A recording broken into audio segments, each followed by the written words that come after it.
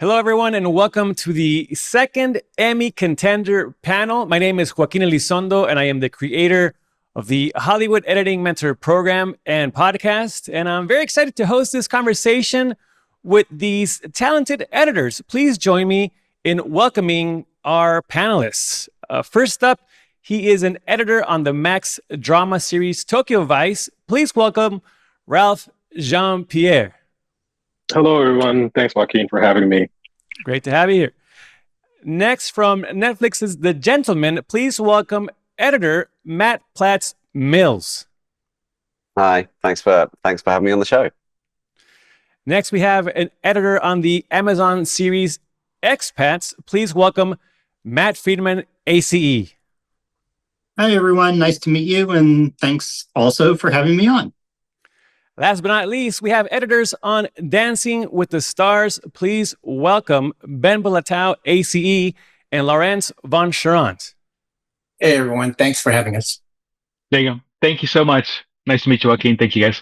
Likewise. Well, so great to have you here. Can't wait for to have this conversation, to hear about your project. So can you each briefly tell us about the projects you have up for Emmy contention? Let's start off with Ralph.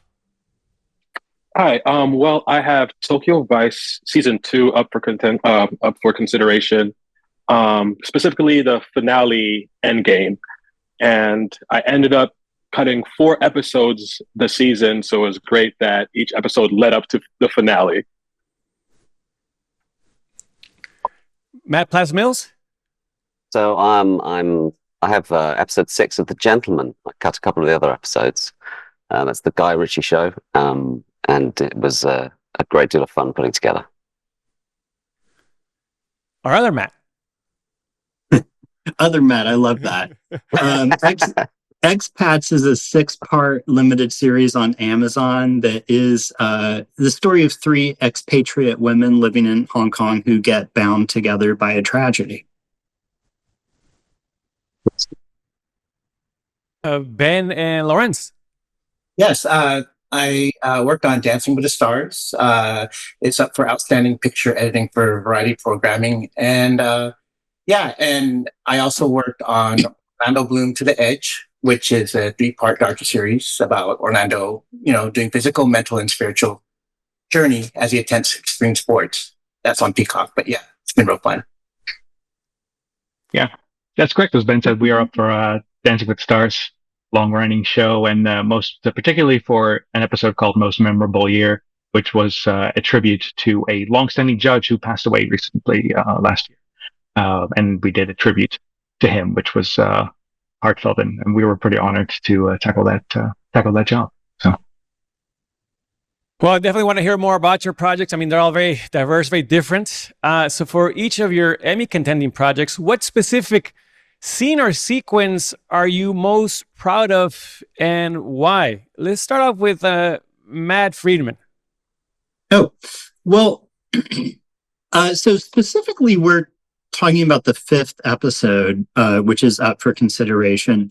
It's a 90-minute long episode that kind of flips the perspective of the rest of the series. The series is about these 3 expatriates, but the 5th episode is about the helpers and tells sort of the same story from their perspective.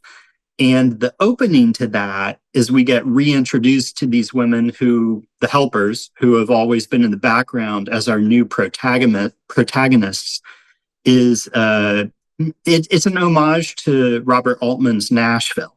So it's an opening sequence that leads a number of introductions that flow into each other, all against the song Happiness Is Me and You.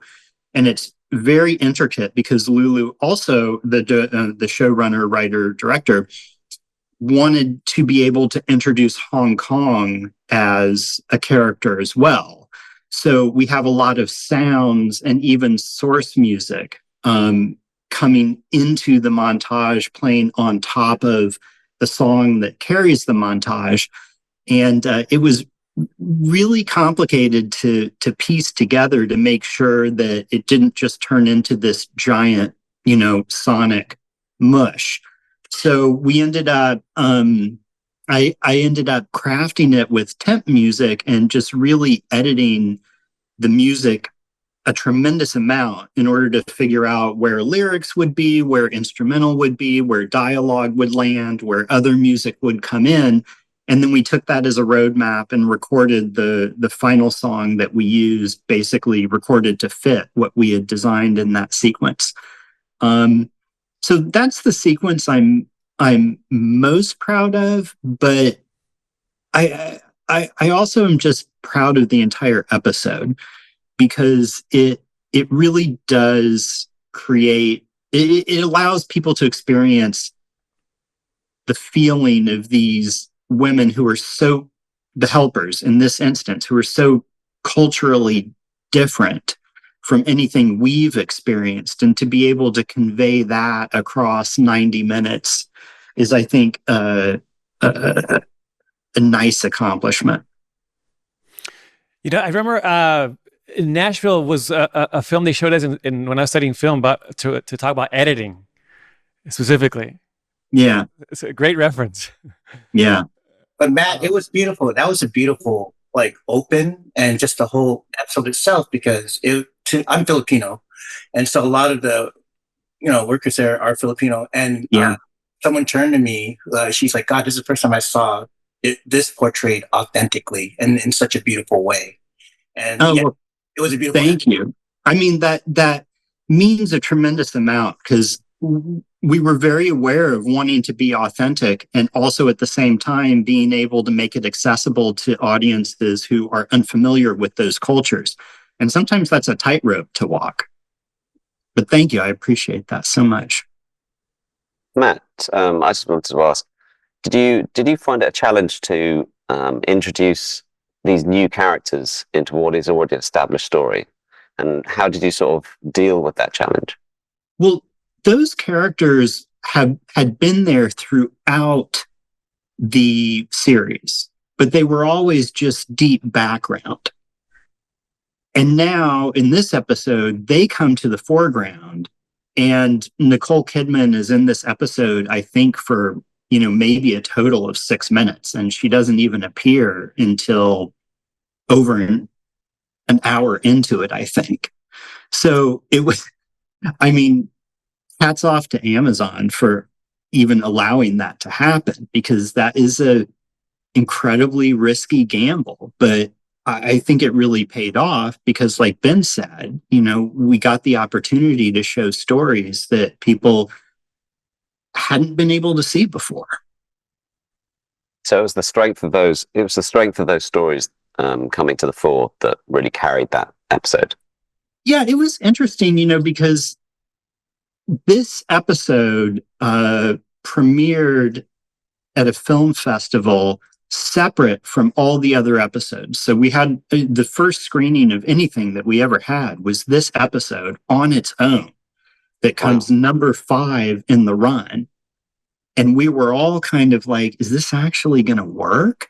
Because there's a lot of story, in the prior 5 that people don't know, but it did. Like, there were things people didn't understand. And in fact, the whole series asks you to sort of hang in there with things you don't understand at every step along the way.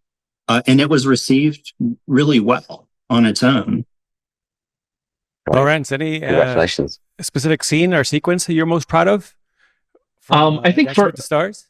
Yeah, I think because we're in the unscripted space, and basically what we do, we create packages for a live show in a really like a fast turnaround environment. So I think for Ben and I'm most proud of the Len Goodman tribute, because we will get maybe an extra week if time would allow for it. But since we literally have 5 days to cut these pieces for the show, we only had 5 days. And it was a mission, to get all the footage from about 31 seasons, pulled by our producers and associate producers. And it was a challenge, since we basically screen every single day with, supervised producer, executives, and so on and so forth.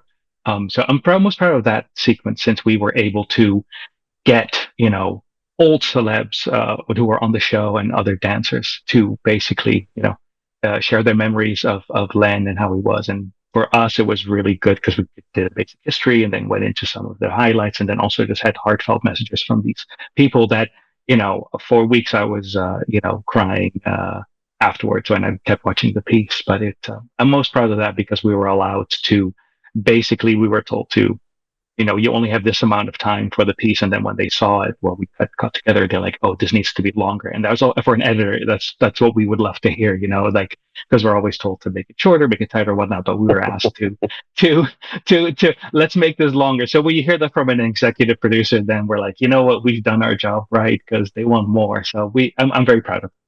But also, too, I think Lawrence told me this the other day. They had to deal with clearance issues too, and sometimes, some, you have these great bites in there, and you hope they stay, but you're not sure if they're going to stay because someone hasn't cleared, and so it was a lot of just juggling, I think. Yeah, and the clearance process, Ben is right. That went up to the last minute where they're reaching out to Zendaya, to some really high-profile people, and it's basically, will you allow for it? And credit to our APs who were relentless in chasing people down to basically ask them for, like, can we use this piece? And yeah, that's exactly right. And it's a race to the finish, to the end. So it's because we're all just like this one big team, just racing to get it on the air. It was a nice feat. Yeah, I can imagine just the speed, the pace that you are working at. I mean, on a show like that. Right, and the quality, was really good still, even though normally we're given 3 weeks, 4 weeks for a show. It's like we're doing this in 1 week. And and in each week we never know what our subject is going to be or what we're going to cut. It's just like, here you go, and then we're just off to the races, So it's pretty crazy. Impressive. Ralph. Hey, yeah, this is a tough one. Trying to choose your favorite baby or something right now and stuff all the time put in. But I guess with Tokyo Vice, for those who aren't familiar with the show, we are following one of our lead characters, Jake, who is an American reporter based in Japan. And he's one of the first gaijin or foreign reporters to ever work with his newspaper company. And he gets involved with the cop beat. So he's involved with dealing with any murders and killings. So he has a relationship with our detective Katagiri. So we track Jake, the cops, Yakuza, which is our gangsters, the one that Jake is trying to take down, and one of our other characters, Samantha, who's part of the Hostess Club nightlife. So by the time we get to episode 10, all of our characters are converging together to finally take down our big bad guy Tozawa. So one of the sequences that I had to deal with was when we finally trap him in a room and everyone is there ready to bring him down. And for this sequence, I was cross-cutting with about 3 or 4 storylines, getting all of our players around into the different areas and the rooms, as Tozawa has no idea what he's walking into. There's like a long walk where it's like dead man walking.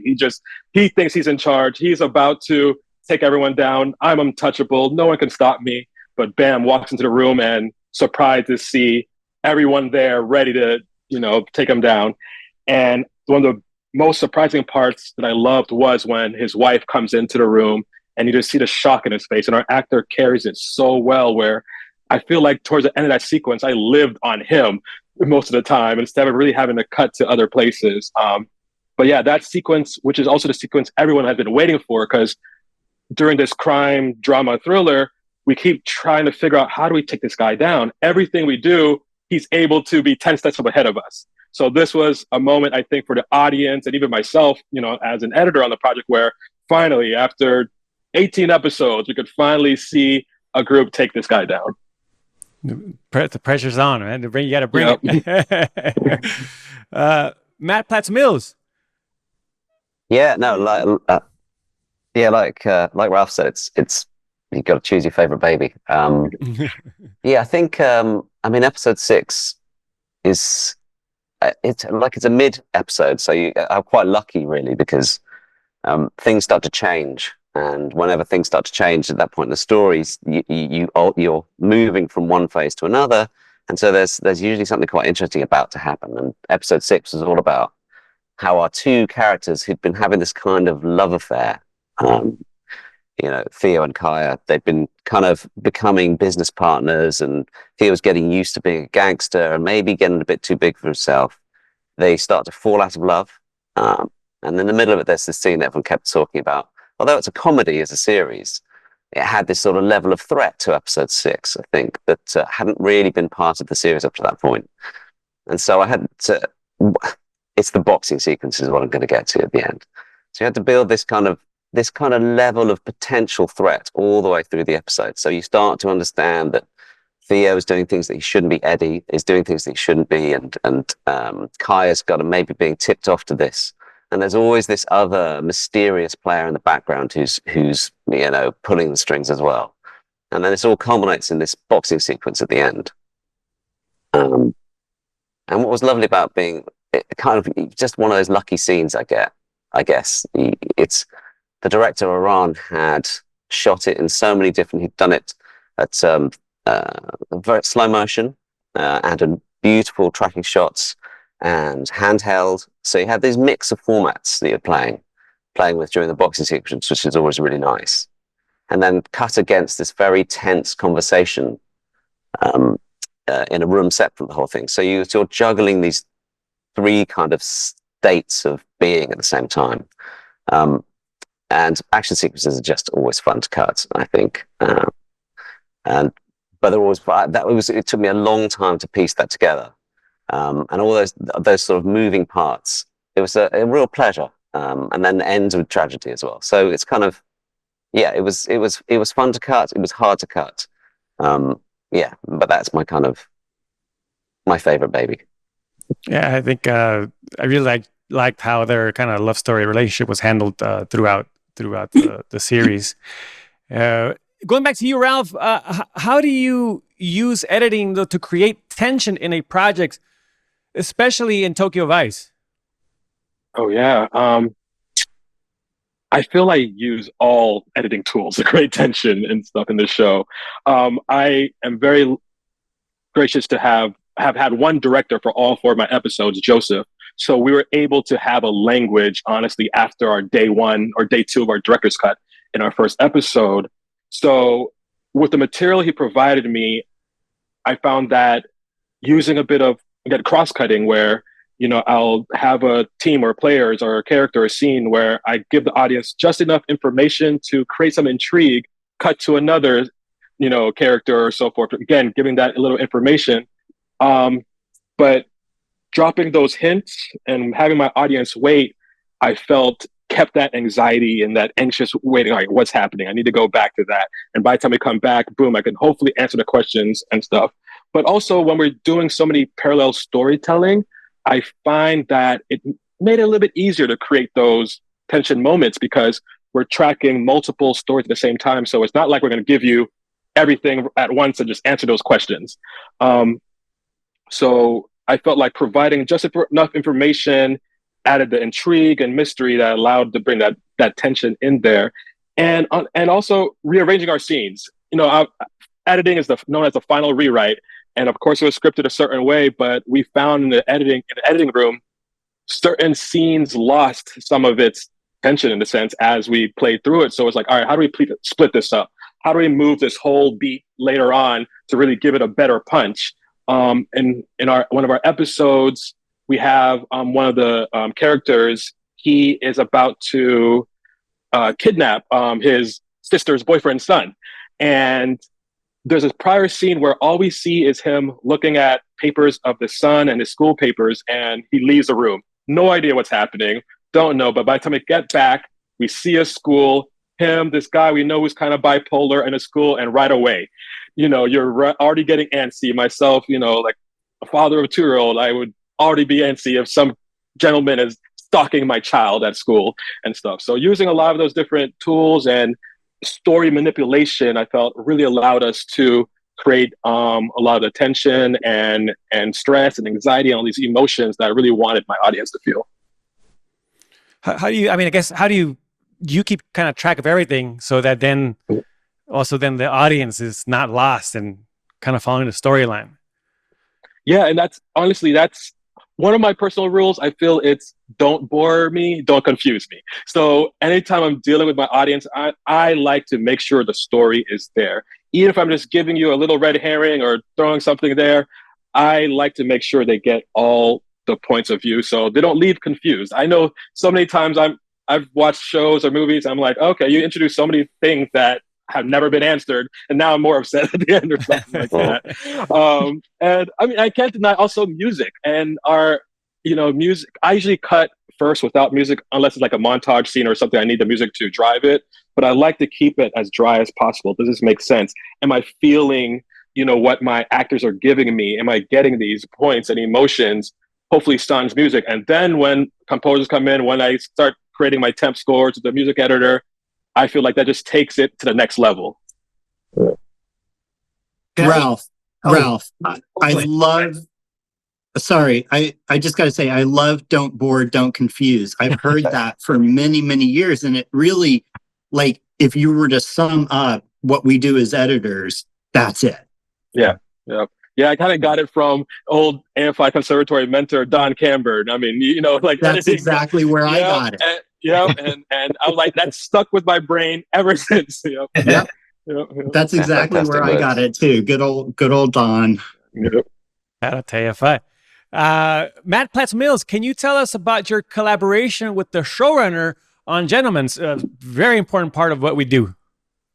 Yeah, well, it was a ride in itself working with Guy. He was, I mean, I've been really lucky in my career and worked with two, I suppose you call them big time directors, Guy and Ridley Scott, and they both have this kind of energy about them. I don't know what it's. They're like sort of larger than life characters, and there's a scene in, I don't know if you guys have seen it. There's an episode 3, I think, where where the stoner Jimmy has his van stolen with the weed in it. Have you had a chance to watch the show?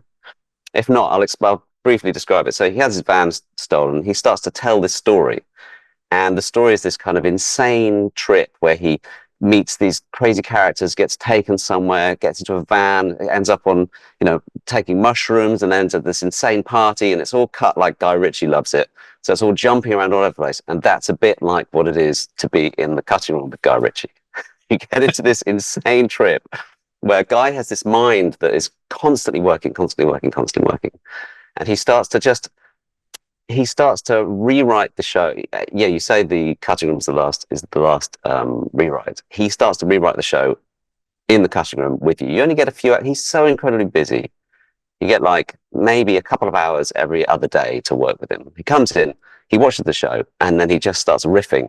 And sometimes he'll be talking about the show, and sometimes he'll be talking about some other thing that he's just then interested in, and then he'll jump to something else. So you're constantly leaping around all over the place, and obviously, as an editor, you're sitting there assiduously typing, and then you're thinking, why am I typing this? This has nothing to do with the show. Okay, right. Focus, what's happening? And so Guy's going on from these crazy tangents and then coming back. And he won't leave it alone until he's absolutely sure. Well, I don't know whether it's worked you as hard as he can or the story, but definitely both of those two things. So he would literally just squeeze the scene and try and work it from every which way until he thinks he's got the last piece of juice out of it. And from my perspective as cutting it, you end up sitting there listening to these notes and you're thinking, you want me to do what? The character shouldn't be doing that. Okay, they should be much more like this, and this shouldn't be what the scene's about. And I just think back, none of this works. I don't know how I'm going to be able to do this. The footage doesn't exist. I don't know what's going. I'm just gonna. This is oh god. Okay, I'll see what happens. Then he'd disappear for a day or 2 days, and I'd sit down in the cutting room. I start moving the footage around and playing with it, and be like, oh, actually, no, I can get that to work, and this character could be doing something completely different. And oh yeah, we can definitely hit those beats. And I don't know how he knew that was possible, or whether he was just seeing if it was possible. But it was quite. So you'd end up doing these things where you just contort stuff in I think a really successful way. But it's almost like Guy had this sort of sixth sense about what could be achieved in those moments. And so it was a real. They were the hardest editorial notes I think I've ever received. And I love a challenge. I don't know if how you guys feel about notes, but I always, when you're given the notes, you've got that puzzle of the show in front of you in the Avid, and you've got all the different pieces of that puzzle. And then someone goes, oh, I think, this bit of the puzzle could be something else. And then you start to take it to pieces and play with it. And I really enjoy that aspect of cutting, that kind of puzzle solving and changing of the character or changing of the storyline a little bit, or shifting the tone just right to get X, Y, and Z out of it.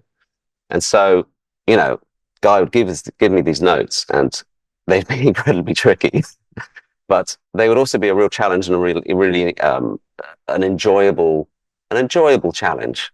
I would say I'd never bored when in the cutting room with Guy. Yeah. That's the thing. It's like, about this job is like, there's one thing of being, say, in front of the Avid, cutting, but then managing the room itself, right? I mean, that's a huge part of it. And I'm glad you bring up the notes, because interpretation of notes, sometimes you'll get something that is just more like abstract, right? And you're like, oh, I see they mean this, and it's like, is that something how do you learn that? How do you, develop that skill? Yeah, that's interesting, because I think I probably, for a long time, this is just my personal experience, I sort of felt like it was magic, and I would sort of try and instinctively interpret the notes. Then I had this really interesting experience with an editor called Mick Audsley, and he came into the cutting room to help me out with a film which was in trouble at the time. And he sat down with me. I mean, he's a super, super experienced editor. He did Interview with the Vampire and Harry Potter, Goblet of Fire, amongst many, many, many other films. Everest was one of his too.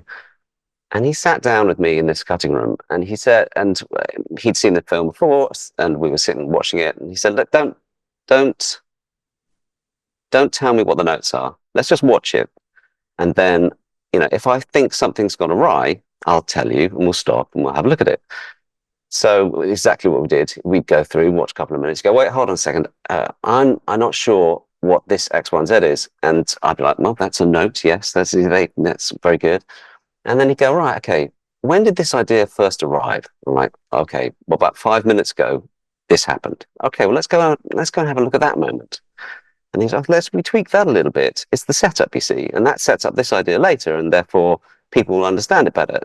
And it was this process of going backwards and forwards and working through the film purely in relation to story and character that really changed my perspective of filmmaking as a craft rather than a sort of magical art. Does that make sense?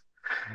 So, and he was just constantly saying, what you need to do is read books about script writing, read books about story writing. Those are the most important things for your job as an editor. Pushing the pictures around is one thing, but it's all about story, it's all about character. And if you understand that, then you can start understanding the notes and building a story properly. And so I began to read a lot of script writing books and story structure and all that kind of thing. And so now when I approach notes, I don't know if you've heard this, so I'm sure you've heard the expression, don't do the note, do the note within the note. So it's all about, whenever you get a note, it's almost always, there's something not quite right about that moment. It's lost them, or the character isn't quite doing what you set up that they should be doing, so the note is always pinpointing something that's not quite right. And then your interpretation of the note is figuring out how to, what that thing that isn't right is. Because sometimes the note can say, oh, I don't like somebody, or, it's boring, or how did this happen? And then it's figuring out where it is that note stems from, where did you lose the audience? What is it about the character? Have they reached a point in their arc too early or too late? Or are they doing a double beat? So I'm sort of drifting off into just general note thoughts here. So yeah, that's how I start. I mean, I guess so. That's how I approach the notes. It's always about taking the note from the individual and then trying to see inside. Sometimes the notes can be very, very explicit, very, very clear. The Guy was quite very explicit and quite clear quite often. So they were quite, although they were very difficult, it was quite clear what the intention was and what he wanted to do. I don't want this I don't want this scene to end like this. I think the boxing scene was a classic example of that. When we did the boxing scene, he said, I don't like this original conceit. There was a different conceit in the middle. That shouldn't be happening. What we should do is we build this different conceit. And then I think we had a cut initially where Jack actually won the fight rather than being knocked out. He said, I don't want that. I want him to do it. So he was very, very clear about what he wanted. And then it was a matter of building that structure for him. Whereas often the notes can be, much more oblique. And you have to sort of dig into what the note's really trying to say, or find the thing that should have happened 5 minutes ago that didn't happen, so that you can understand what it is that's going on right now. Well, appreciate that insight. I mean, yeah, it could be like a whole just course on, interpreting notes and dealing with them. I mean, that's so awesome. Definitely, we should get your recommendations for the script writing books there at the I mean, books. I think it's I think the other thing that's really good about and this is I don't know how everyone else feels about this, but certainly if you producers, directors, executives spend most of their lives in development talking about scripts in script terminology, so when they hit the cutting room, it's really useful to be able to speak about your work in script terminology. So using the same language really helps them understand and discuss what it is that you're doing for them. Oh man, that's awesome, man. Good advice. Matt Friedman, what techniques did you use to balance the multiple storylines and character arcs in EXPATS to create a cohesive narrative? Well, first of all, we were really lucky in that Amazon gave us time. So we had time to actually go through these episodes and not worry about that at first, and just get the episodes and the scenes working, and then go back and watch everything from start to finish, from the beginning of the first episode to the end of the finale.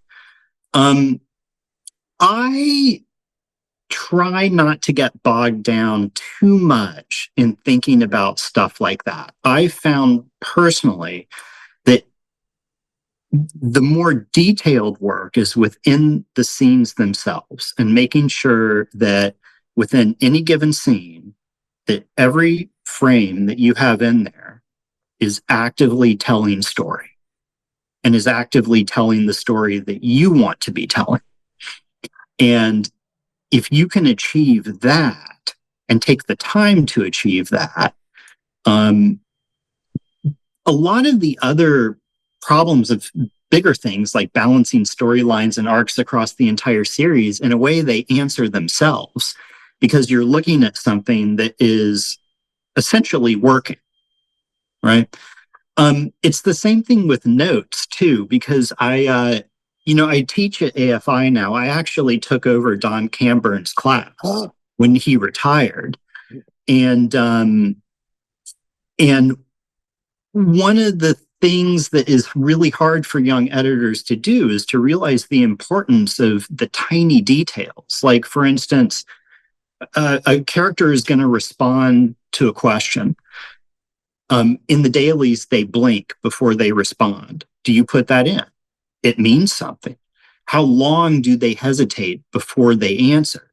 If they don't hesitate at all, then maybe they're lying, or they're not really engaged in the question. If they hesitate for a very short amount of time, then maybe they're just like having a casual conversation. If they take a long time to think about it before answering, then that means something different. They're really thinking about the question, or maybe they're coming up with a different story or an excuse or something. So all these frames that to a young editor may seem like nothing is happening, they all mean something. And when you leave too many of those in, the movie doesn't feel like a movie. And to Matt's point, that's when you start getting some of these notes, not so much from directors, but from external forces that can sometimes go off the rails. And another way that I think of looking at the note behind the note is, a lot of times notes will be prescriptive. In other words, here's what you should do. And that's not always necessarily right. Right. But what is usually right, again, to Matt's point, is the fact that that note came up in that specific spot, right? Flags that something is not working there. So set aside the prescription for the moment, because I've never had a studio executive get upset that I didn't execute their prescription when we took their note and solved the problem, right? And especially, I see it a lot at AFI, and with young filmmakers, they tend to want to execute every single note to the prescription. And it's dangerous because it ends up turning into directing by committee. And then when you have that situation and you try and look across balancing storylines across the entire, arc of the series or the arc of the feature, if you're cutting a feature, it's never going to work, no matter what you do and no matter what you reorganize. So it's just the detail and just, it's not, I don't think of editing as hard. I think of it as incredibly meticulous. And when I hear like Laurence and Ben talk about having to cut something in 1 week, like I've never done that. That terrifies me because I know that my inclination would be to move as fast as possible, but that is like butting up against my inclination to be so meticulous all the way through. Like one of my questions to you all was like, how do you balance the need for speed and your attention to detail in your work? Right. Yeah. Well, I was going to say, it's like, because I'm very, I always like to go back and also like fix things and stuff like that. But I guess because I've been so used to doing this pretty much for 2 decades. My thing, especially in a lot of places, is the music. When to bring it in and when to not, because you don't want to have wall-to-wall music. But like with the Orlando Bloom show, it's like when they gave that to me, they were like, the first episode was Free Dive, where he dives into a deep hole, just holding his breath. And I'm like, what kind of music should be for this? Because they didn't really give me any notes when they told me. They just said, here's a bunch of footage, make something of it. And I thought, okay, well, let's bring it into a different world, like electronica type thing, like Massive Attack or stuff like that. And music with a heartbeat because he's holding his breath. And so stuff like that, I quickly would find. I mean, I'm used to, honestly, I cut as if it's kind of like a fine cut. I go through and make sure I have the music there, have the sound effects there as I'm cutting, but doing it in a speedy time. And that's what we have to do because we're going through, Laurence, like four sets of notes, different supervisors in 1 week, and we have to do it really fast. And and a lot of their notes is music, a lot of, Yeah, I mean that's a really great question because that's something I always come up against. So for myself, I'm always a finisher or lead finisher, and I do a lot of fast turnaround shows. I mean, actually, I'm leaving on a plane tonight for Fiji to do Love Island season 6 for this country, and that's the same thing. Like, how do you balance speed and quality? Which what they say, it's like you can't do something fast, good, or cheap. Something has to give. What I do for myself, I mean, it's interesting you say that because I always get the compliments that you are so detailed in your work, but you do it fast. So something gives. I tend to steal as much time as I can to make it right. Like for me, it's always like I need to get it right before I make it either short or a certain time. So I tend to take time because we all know you have to take that time when you're editing. So for me, I will be as detailed as I can within the parameters given. Will something give at some point? Sure. Can you do everything you can? No. There is a like a show like Love Island, for instance, is a heartbreak for me because at some point you need to let it go, and then it always has to be grabbed from my cold dead hands almost. But then it's funny. Then I'll jump on something else, and they're always like, "Well, take a break," and I'm like, "I can't because I feel like I've done as much as I can. Now I need to go help somewhere else." And I always feel like somewhat of a superhero on those kind of shows, right? But is it frustrating having to let go before you want to? it is, but it's funny because then you basically take stock, like what you guys are saying about the notes. Like, you get your notes, and I feel 100% in agreement with you, Matt. Where some of the notes are prescriptive, you find the spirit of the note. Is that what we say? Like, you basically get something's wrong, you got to fix it. What they're saying is not right, but I'll do it in this way. It is frustrating, but I take stock of what I have achieved and basically um, move on from there.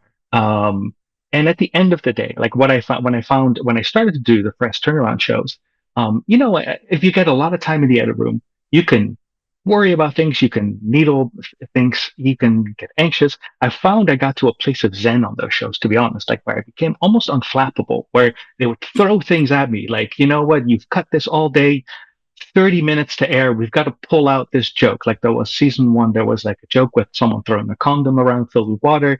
Everyone loved it, super funny. At the last possible minute, network went, we cannot have this. They all pile into basically a shipping container in Fiji and said, we got to take this out now.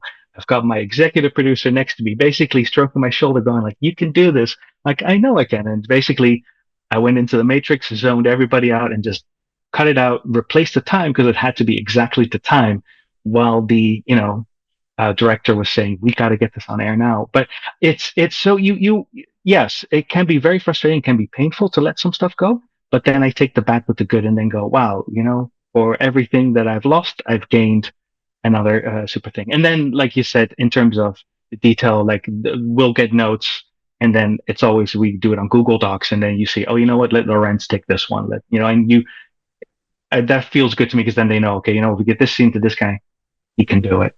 But it's more, it's a bit of a rush.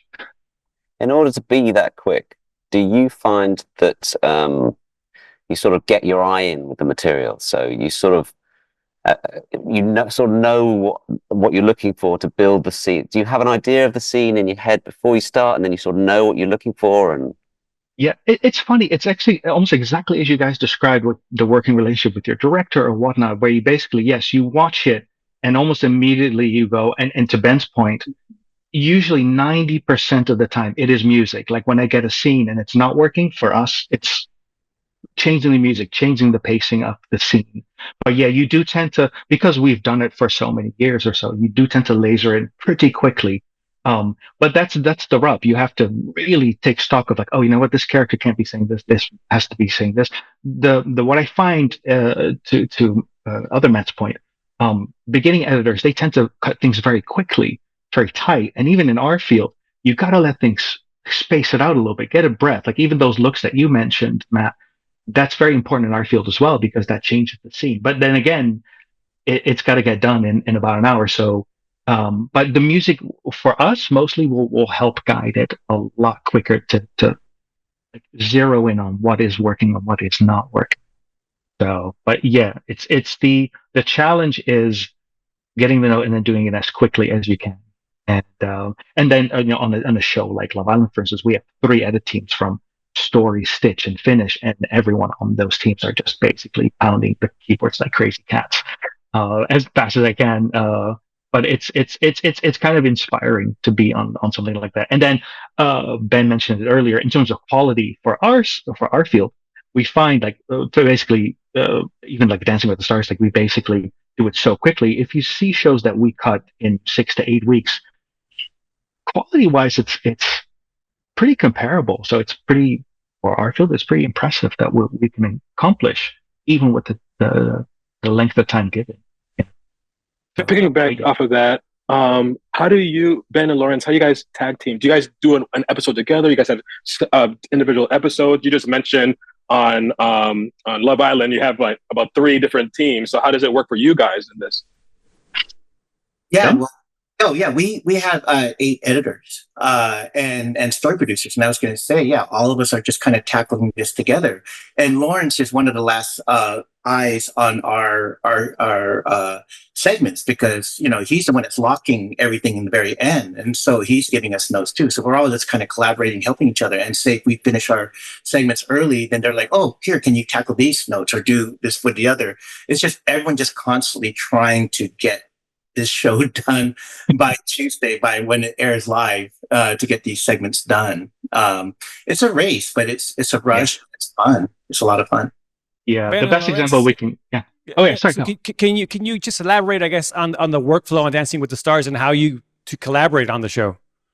Yeah, it's really great because it's almost like a relay race. Like basically, we're creating packages for a live show that we sort of get given like TRT's total time by the stage. So a package has to be 1 minute, 125, and then basically they will shoot during the week.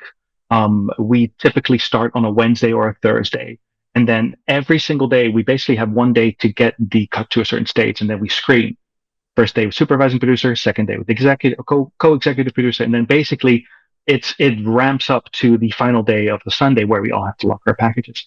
But it is a relay race, like Ben mentioned, where we collaborate in a sense. If I'm done sooner, then I'll go around, go, hey, who needs help? Who needs help? And then we basically split up packages and just get things done as quickly as we can. But I love that kind of collaborative nature where sometimes, you're in an edit room, you're there by yourself, but this one, we keep our doors open. We basically run in and out, and it sounds more like a Benny Hill comedy, but it can definitely, be a bit crazy, but it fosters a really good team when we're all in it together, and we're all just going to help each other out when we can. So it's very much different. I mean, that's why I love listening to you guys who are on these scripted shows.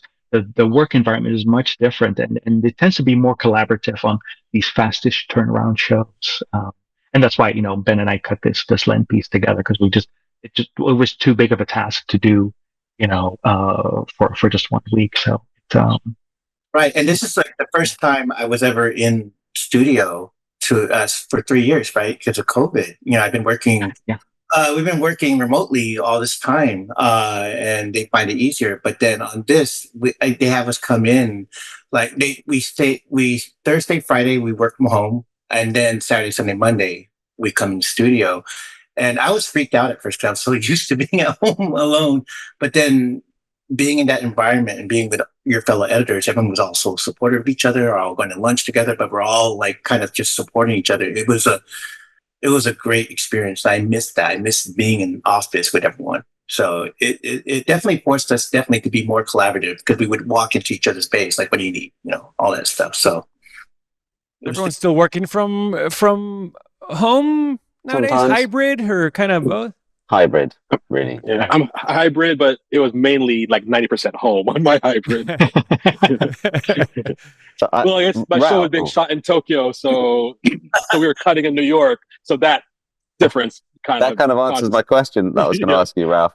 So you did 4 episodes. Were they 4 in sequence? No, I did episode 3, 4, then 9 and 10, but we did block shooting. So yeah, okay. The editors, 1, 2, 3, 4. So that way we were able to balance it. What came into a head was towards the end where they were wanting to shoot episode 7, then 9, kind of shoot out of order. Then all of a sudden the studio head's like, we want to watch these in order. It's like, oh, great. Yeah. So then it came a rush of like, I got to edit my episodes fast, and somebody else has to catch up and so forth. But yeah, their production was 100% in Tokyo, posted in New York.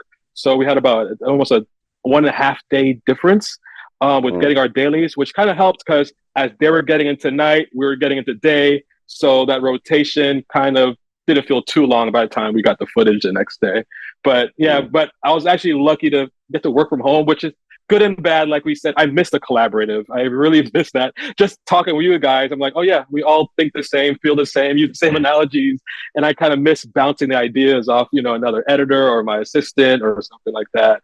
But at the same time, I like the freedom of hybrid where, certain days where it's, easy note day or I'm done early. It's like, yeah, I could play with my kid, hang out at home, handle house duties and stuff.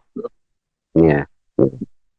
Well, as we finish this off, just 2 last questions, and these are just for all of you. Anyone can chime in at any time. What do you hope that audiences take away from watching the project you worked on? I hope they have a good time. Really. That's it. I mean, it's definitely a fun show. So I hope that people just sit back and relax, they laugh, they get a bit, frightened, just enjoy themselves. Definitely a fun ride. I hope the opposite, because mine's Yeah. Yeah, much more serious. Yeah, if they're laughing at this one, there's a real problem. I still enjoyed it. It was fun. It was fun to. I'm looking forward to seeing your show, actually. Yeah. Let's seek it out. Yeah. I'm hoping people get a sense of Japan that they haven't gotten before. I feel like Tokyo Vice is honestly one of the first shows I've watched where I've seen sides of Japan or Japanese culture that most media or mainstream media did not portray. Like one of our characters deals with the hostess nightclub life. And when I lived in Japan, in my early 20s, I'd never seen this before. This is a brand new experience, but no one back home ever heard of this or knows about this. And you start seeing sides of Japan and dealing with their cultural issues and, the various isms that they deal with and so forth. And I'm really hoping the show actually can kind of shine a light on all aspects. I feel like a lot of time with American modern day media, we fantasize Japanese culture sometimes. And I felt like this show really gave you like that real raw, dirty, gritty, and beautiful and neon noir color lights and stuff of the country. So, I kind of hope they get, little new ideas and want to visit the country as well. Matt, I've watched season 1, haven't seen the later seasons. I have to say that was one of the things that did strike me about that show, about your show, is that it does illuminate parts of Japanese culture that I just didn't. It's a very different sort of mindset, and it's so interesting to see that. In the form of a thriller. Yeah, I think when I was interviewing for the job, I binge watched the first season like 2 nights prior. I think one of my first questions was, where did you guys shoot this? Because this looks very real, not a soundstage in New York or something. And then like, oh no, we were stuck for, out there during the pandemic. So it's all real. And I was like, yeah, I feel the authenticity, 100% on the show. I like the fact that with Orlando Bloom, this is his first non-scripted show that he's ever worked on. So he was really nervous, but I like the fact that he can do these extremely challenging, dangerous sports, but show that it's challenging, but it's also not impossible. And that's what he was trying to get out. And because during the pandemic, he was scared that he would never get to do these type of things anymore. So I think that's what inspired him to do this type of show. So I like the fact that you get to see him in a different light. All right. Very cool. Yeah, and I think for dancing, I mean, basically, it brings a lot of joy to a lot of people. I got my folks into it. I brought them to the finale last year, and they were they were so impressed by the machinations of the show. I mean, editorially, but also like the stage. Like there's like 300 people running around. They change it out in and out like in a matter of minutes, and it just brings joy to a lot of people. People are so excited. People get inspired to pick up some dancing shoes themselves and get healthy, and they can root for some people, and it's like Matt did. Hope it gets people to relax and enjoy, get inspired. Awesome. Well, one last question for all of you. Just we'll have a look, just kind of quick here to finish it out. What is one thing you wish you knew when you started out as an editor? And this could be either like editing tips and tricks, career advice, lifestyle choices, anything. Lifestyle choices. Anybody want to take over? Learn to meditate. Yeah. Oh, for sure. Yeah. Well, I for one, it's like when I came up in editing, and it was late 90s. I really had no mentors, and I know this is part of like a mentorship type thing, and so I would want like editors like us who have like fully been in there and made it to help mentor others, the younger generation. They really need it. Yes, I definitely meet with pretty much almost every week, like these aspiring editors, like from college or from wherever. And, honestly, just giving them 1 hour of your time even, it inspires them. Even just like, there was this one kid, Justin Barrera, he reached out to me and he was about ready to go to film school. He's Filipino, and his parents kept telling him, no, you have to do medical or something like engineering. So he reached out to me because he saw me in an interview on TV one time, and then we we met up for coffee, and then I go, show me what you got. Show me what you've edited. And he did. He showed me, and it was amazing what he did. So I said, wow, that's great. You should go to film school. Now he's about ready to graduate from film school.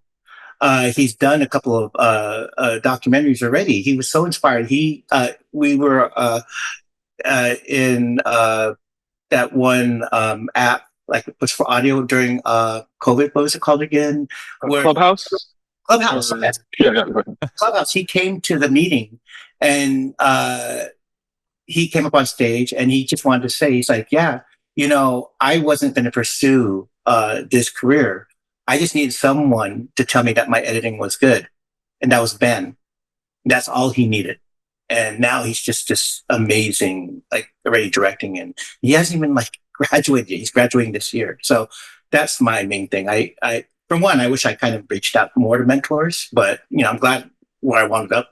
But I want to also encourage us to mentor other people. That's a great thought, actually, because it is a tough gig, and it is. And I remember feeling the same way when I was earlier on in my career. Just who can I talk to about this? Who can I just bounce ideas off of? I think it's a really good point. Yeah. And I think something that actually Matt mentioned earlier, I wish earlier I did more screenwriting classes or learn more about writing, and I found that those really help me now. My storytelling abilities. Like, I love books. I read, and all those little concepts where I might not know the theory behind it yet, but I see myself applying it to my editing. And that's one of the things I was like, oh man, I wish I dived into writing courses more, or screenwriting, just to get that storytelling ability a little bit more natural. And like you said, to be able to communicate with the writers and directors better. Yeah, it's interesting that because it's like what you just said about, you sort of instinctively know it.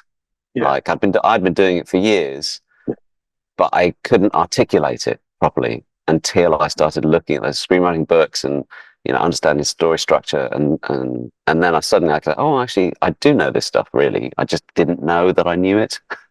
So yeah, very helpful. Yeah. And definitely mindfulness for those watching.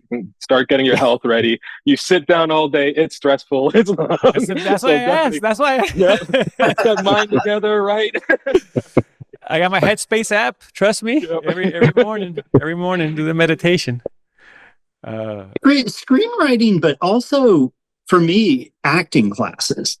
I took a year's worth of acting in college, and honestly, I think more about that when I'm cutting than I do about the things I learned in film school. Because in the end, we all go to see movies and watch TV to feel something, right? Whether it's laughing or crying or being educated or surprised.